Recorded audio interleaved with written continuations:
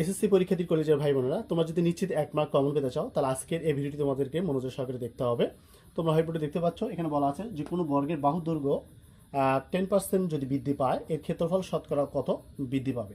এই অঙ্কটি তোমাদের কুমিল্লা বোর্ড এবং দিনাজপুর বোর্ডে 2020 এবং 24 সালে এসেছিল। তো এরকম অঙ্কটি তোমাদের পরীক্ষাতেও আসতে পারে। যদি আসে তাহলে তোমরা কীভাবে সমাধান করবা।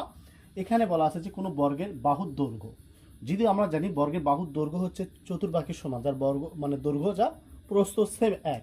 তো এই তোমরা যে সূত্র ব্যবহার করবে তা হচ্ছে যে a plus b plus a b ভাগ এখানে তোমরা 100% দিয়ে দিবা। ওকে, তাহলে এ যেহেতু আমাদের এখানে এ বলতে দৈর্ঘ্য, বি হচ্ছে প্রস্থ, যেহেতু আমাদের বর্গ যেহেতু এখানে বলা আছে বর্গের বাহু, তাহলে বর্গের বাহু চতুর্পাকে যেহেতু সমান, তাহলে দৈর্ঘ্য যা হবে প্রস্থ তাই হবে। তাহলে আমরা এখানে যেহেতু 10% বৃদ্ধি, তাহলে আমাদের দৈর্ঘ্য হবে এখানে 10, আবার এখানে বির মানও হবে 10 প্লাস, তাহলে আমরা লিখবো 10 × 10 আর নিচে দেবো 100। ওকে, এখানে পার্সেন্টটা দিয়ে দেবো। তাহলে আমরা এই 0 0 কাটা 0 0 কাটতে পারি।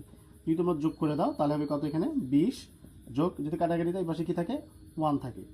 ঠিক আছে, তাহলে আমরা যোগ করে দাও তাহলে হবে এখানে 21%। এটি হচ্ছে আমাদের প্রশ্নের সঠিক অ্যান্সার।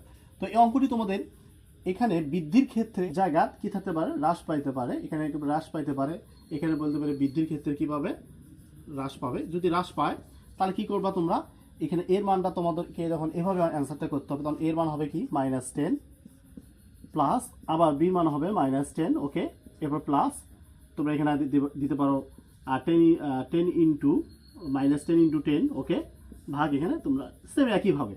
তাহলে এখানে যদি তোমরা মানে গুণন করো তাহলে প্লাস মাইনাসে মাইনাস, তাহলে এখানে 10 -10 তোমরা 0 0 কাটাকাটি করো, তাহলে এখানে কি থাকলো প্লাস, তাহলে মাইনাসে মাইনাসে কি থাকে 1 থেকে যায় এখানে। ওকে, এখানে পার্সেন্ট হয়। যদি তোমরা এটাকে যোগ করে দাও তাহলে হবে কত হবে 20 -20, আর এখানে +1 +1%। যদি বাদ দাও তাহলে এখানে হবে -19% হ্রাস পাবে। তখন অ্যান্সারটা হবে 19% কি হবে, হ্রাস পাবে। তো আশা করি বুঝতে পারছো। যদি ভিডিওটা ভালো লাগে অবশ্যই আমার চ্যানেলকে সাবস্ক্রাইব করে দিতে হবে। আর যারা ফেসবুক পেজে বা আইডিতে আমার ভিডিও দেখতেছো অবশ্যই ব্যবহার করে তোমরা শেয়ার করে দাও। আর তোমাদের কোন অধ্যায়ে নৈবিত্তিকগুলো তোমাদের বেশি সমস্যা হচ্ছে অবশ্যই তোমরা কমেন্টসে জানিয়ে দাও। ইনশাআল্লাহ আমরা ওই অধ্যায়গুলো তোমাদের সামনে উপস্থাপন করার চেষ্টা করবো। আল্লাহ হাফেজ।